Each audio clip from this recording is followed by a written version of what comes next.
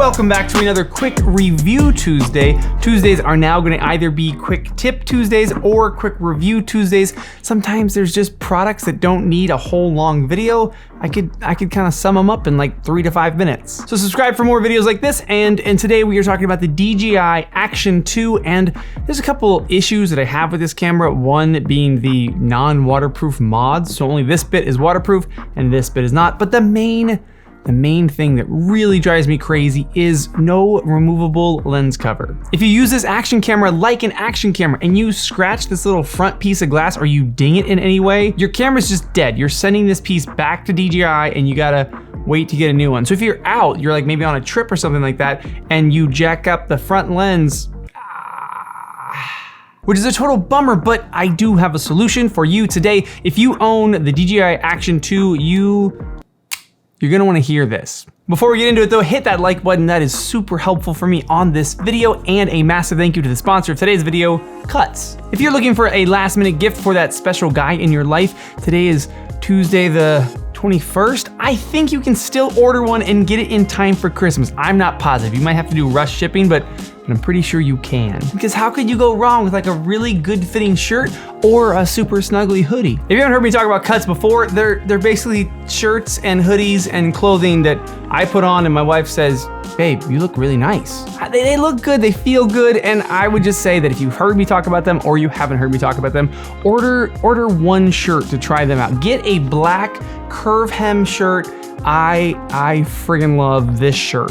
First thing in the description, use code DAVIDMANNING and get 15% off your first order. Okay, DJI Action 2, no replaceable lens cover. Enter in magnetic ND filters from Freewell. And I got both packs here. This is their standard pack, and this one comes with an ND8, an ND16, and an ND32, as well as a circular polarizer filter. The other one here, this is their bright daylight pack, which is an ND8, ND16, ND32, and ND64, but they all have circular polarizers built in. And like I said, they are magnetic.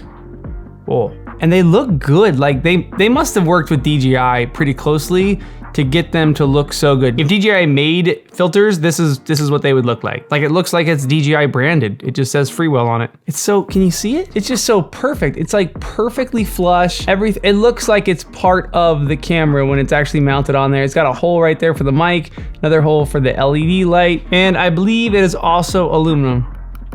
Yeah, that's aluminum. So they really fit well with the filters. Now they're not super strong magnets, and we'll talk about why that's important later. But before we do, let's talk about ND filters on action cameras and why they're controversial. Now the reason you would use an ND filter is that you want to reduce the shutter speed. If you go out in super bright sunlight with an action camera, your shutter speed is gonna be somewhere up around 1/800th of a second or 1/1000th of a second. Now ideally your shutter speed would be at twice your frame rate. So if your frame rate on there is 24 or 30 frames a second, then your shutter speed would be 1/48th or 1/60th of a second. And that's gonna give you really natural motion blur. See how nice and blurry my hand is?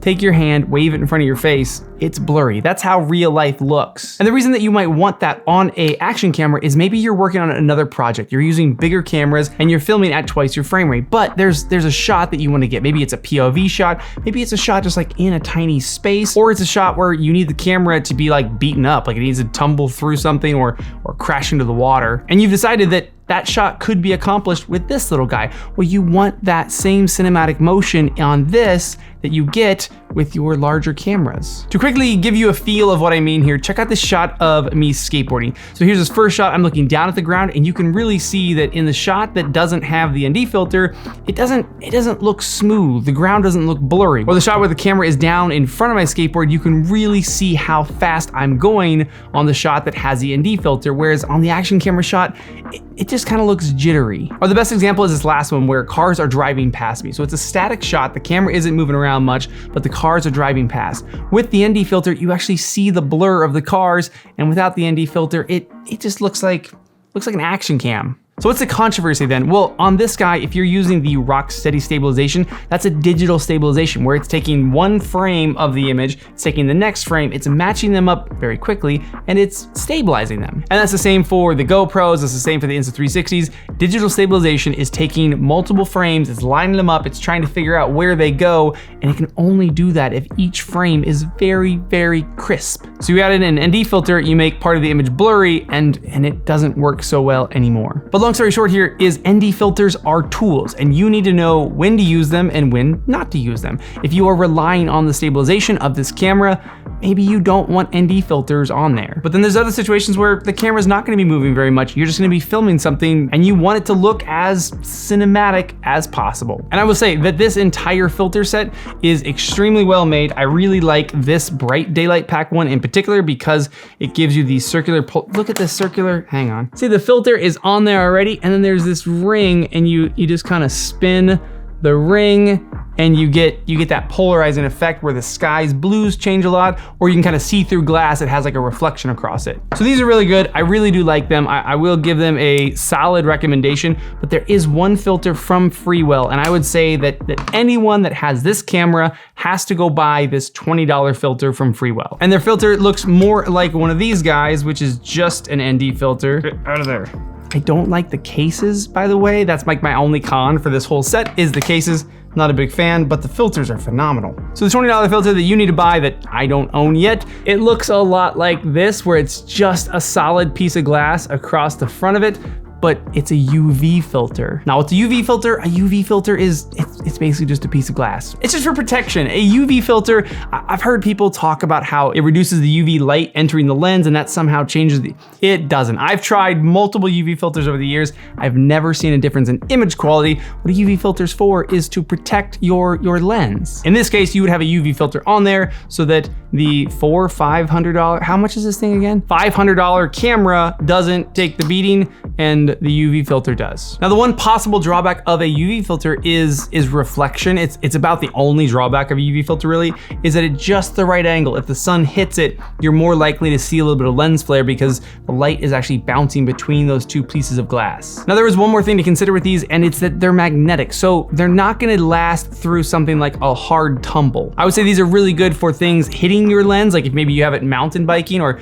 you have it up here, something hits the lens, maybe a rock flies up and goes pew! You're gonna crack the UV filter and then you just pop that off, pop another one on, and you can keep rocking. But if for some reason you drop this, because it's only magnetically held on, if it hits just the right angle, I mean, you really gotta hit it right at the right angle, but it will come off. It's only magnetic. But overall, I would say that if you are looking for ND filters or UV filters, just a protection filter for your Action 2, I would highly recommend this set from Freewell. Built really, really good, really high quality. Again, I don't like the cases, but I like the filters a lot. Let me know what you guys think down in the comments, and yeah, quick review Tuesday. And still crazy that DJI went with a non-replaceable lens cover. That's not, the Action, hang on. The Action 1, the Osmo Action 1, this is still by far the greatest lens cover there was because one, it's circular and it's screwed on, which made it so easy to pop on there. Well, not. To pop on there, to screw on, to screw off. When you had circular polarizers, the whole thing was circular, so it was really, this was the best iteration of any action camera lens cover. Then they did this. Why, DJI? I think another video coming tomorrow. I'm almost positive one more video coming tomorrow for sure, and then maybe one more before Christmas, and one more maybe between Christmas and New. We'll see. Subscribe, follow along, ring the bell, and then you'll know. All right, see you soon.